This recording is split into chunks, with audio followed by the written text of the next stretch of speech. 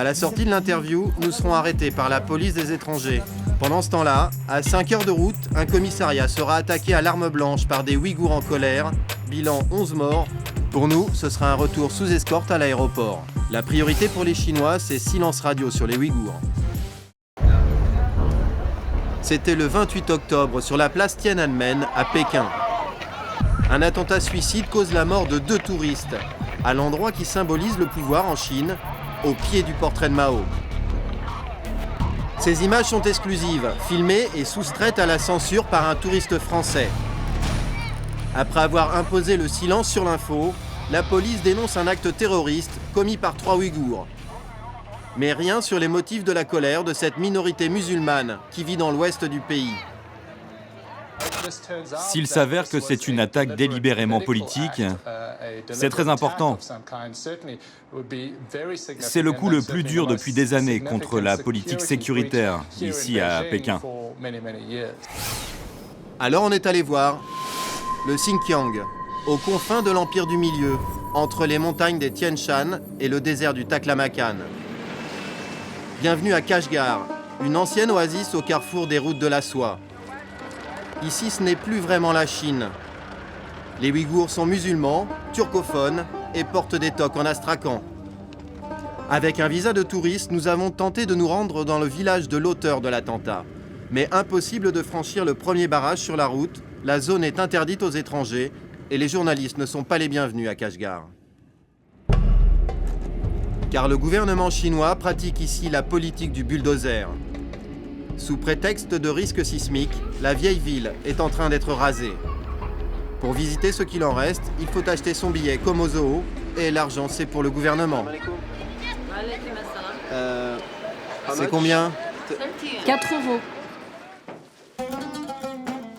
On visite quelques maisons traditionnelles encore debout, mais tout ça c'est une vitrine. L'identité et la langue ouïghour sont menacées par la politique d'assimilation forcée du gouvernement chinois. Toute opposition mène direct à la casse-prison. Les voix dissidentes sont en exil. Pour les entendre, il faut aller aux États-Unis, direction Washington. Voici l'ennemi numéro 1 de Pékin. 7 ans de prison au compteur. Rebiya Kader dirige le Congrès mondial ouïghour et plaide inlassablement la cause de son peuple auprès des grands de ce monde. Regardez ce qu'ils font à Kashgar, alors qu'ils savent que l'histoire de cette ville remonte à 3000 ans.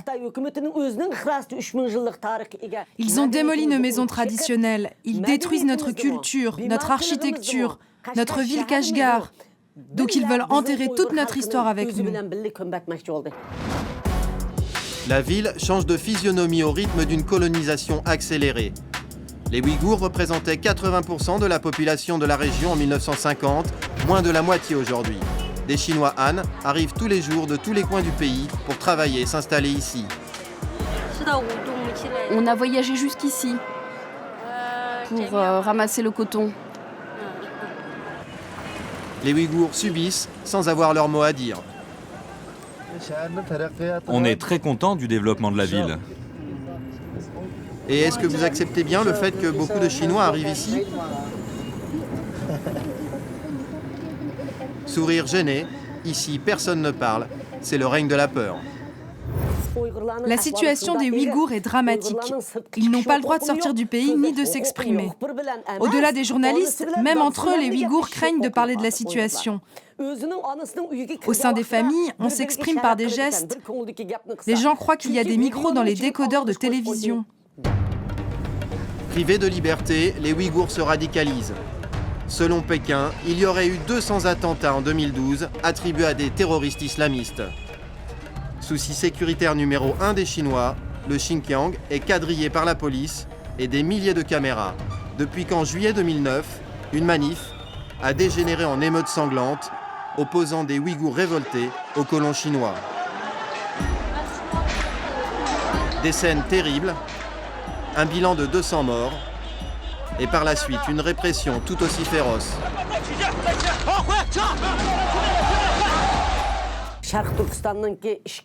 On sait que dans les prisons de la région et ailleurs, il y a 40 000 prisonniers politiques ouïghours. Et 80% de ces prisonniers sont des jeunes. Certains de ces jeunes ont carrément disparu, comme Imam Mehmet Ali, 22 ans à l'époque. Nous avons pu parler à sa mère. Son combat pour le retrouver lui vaut de vivre sous surveillance policière permanente. Ils m'ont dit que mon téléphone était sous surveillance. Là, en ce moment, ils sont certainement en train de nous écouter. En 2010, au mois de mars, j'ai demandé aux policiers « Pourquoi tu me surveilles ? Pourquoi tu ne me donnes pas plutôt des nouvelles de mon fils ?» Le résultat, c'est qu'ils m'ont mis en prison pendant 10 jours, simplement pour les avoir questionnés. Plusieurs dizaines de disparus ont été recensés par le Congrès mondial ouïghour. Dans ce quartier populaire de Kashgar, nous avons pu rencontrer une autre de ses mères qui défie les autorités. Son fils a lui aussi été arrêté en juillet 2009. Depuis ce moment-là, on n'a plus de nouvelles de mon fils. Je suis allée jusqu'à Pékin pour savoir. Là-bas, des policiers d'ici nous ont retrouvés. Ils nous ont dit qu'ils allaient régler le problème eux-mêmes et ils nous ont raccompagnés jusqu'ici. Depuis, je suis allée à la capitale de la région 5 ou 6 fois. J'ai tout vendu, les tapis, les bijoux. Je n'ai plus rien, mais je n'ai toujours pas de nouvelles de mon fils. Pendant que nous parlons, des membres du comité de quartier s'invitent dans la maison. Et ils écoutent son récit sans broncher. Depuis ce temps-là, on cherche. Personne ne m'a dit si mon fils était vivant ou s'il avait été tué quelque part en prison. Là, je suis malheureuse. Si je dois mourir, que Dieu prenne ma vie. Je mourrai. Ne dites pas ça. Je souffre trop. Un milicien est entré à son tour. Son téléphone et son talkie-walkie se mettent à sonner. Ça commence à sentir le roussi. À la sortie de l'interview, nous serons arrêtés par la police des étrangers. Une journée au poste, visa annulé. Pendant ce temps-là, à 5 heures de route, un commissariat sera attaqué à l'arme blanche par des Ouïghours en colère. Bilan 11 morts, dont 2 policiers. Pour nous, ce sera un retour sous escorte à l'aéroport. La priorité pour les Chinois, c'est silence radio sur les Ouïghours. Bye bye Kashgar.